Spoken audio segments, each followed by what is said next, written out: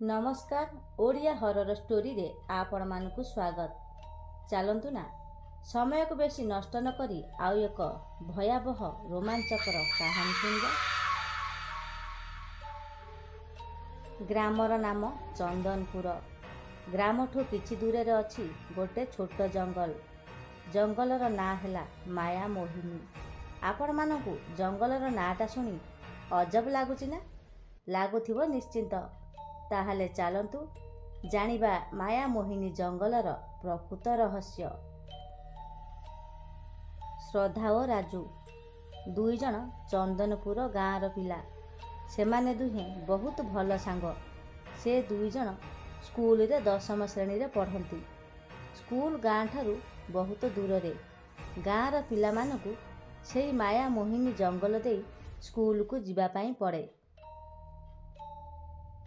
किंतु जीए भी जेउठाकू जातु ना कहीं संध्या हेबा मात्रे से जंगल दे केही भी जीवा आसिबा करंती नाही।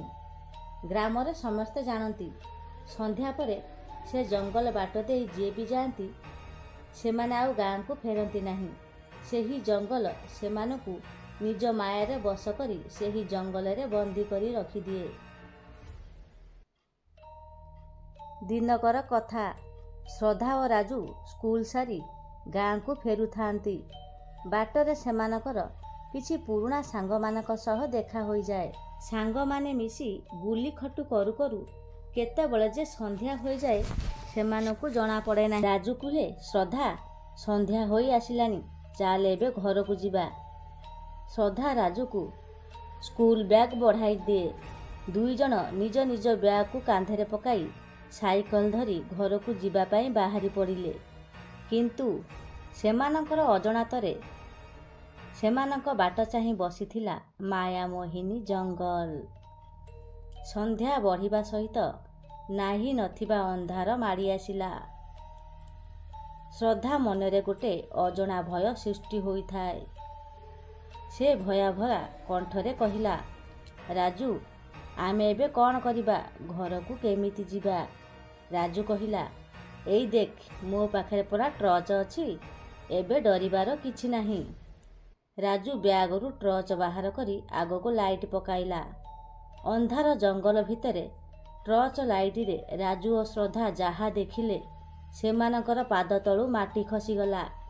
राजू संगे संगे टर्चर लाइट बंद करिदेला। एबे अंधार जंगल भितरू दुईटी चमकिला आखि एमानंकु देखुथिला।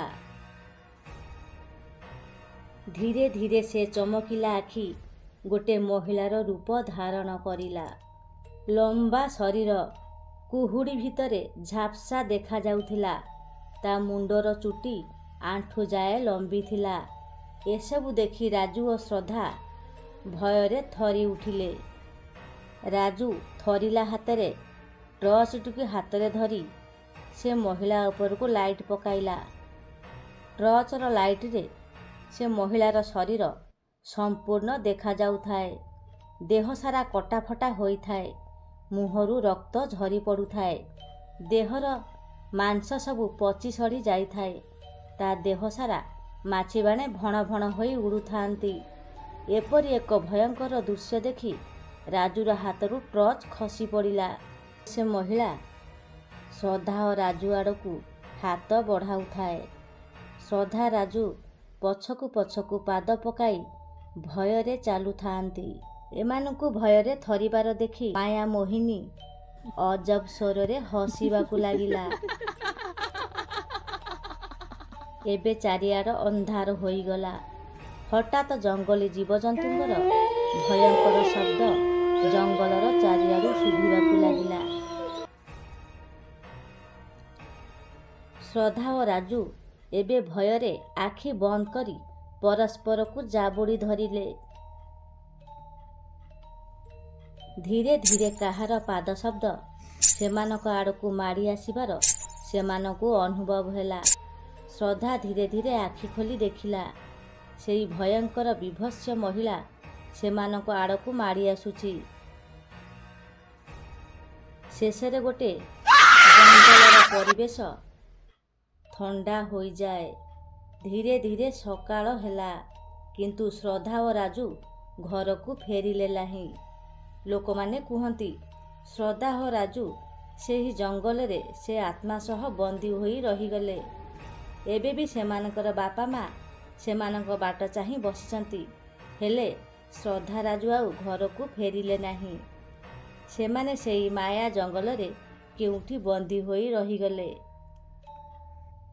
ଅଥବା ମାୟା ମୋହିନୀ ଜଙ୍ଗଲ ସେମାନଙ୍କୁ ନିଜ ମାୟାରେ ବନ୍ଦୀ କରି ରଖିଦେଲା। ସେଥିପାଇଁ ତ ସେ ଜଙ୍ଗଲର ନାଁ ମାୟା ମୋହିନୀ।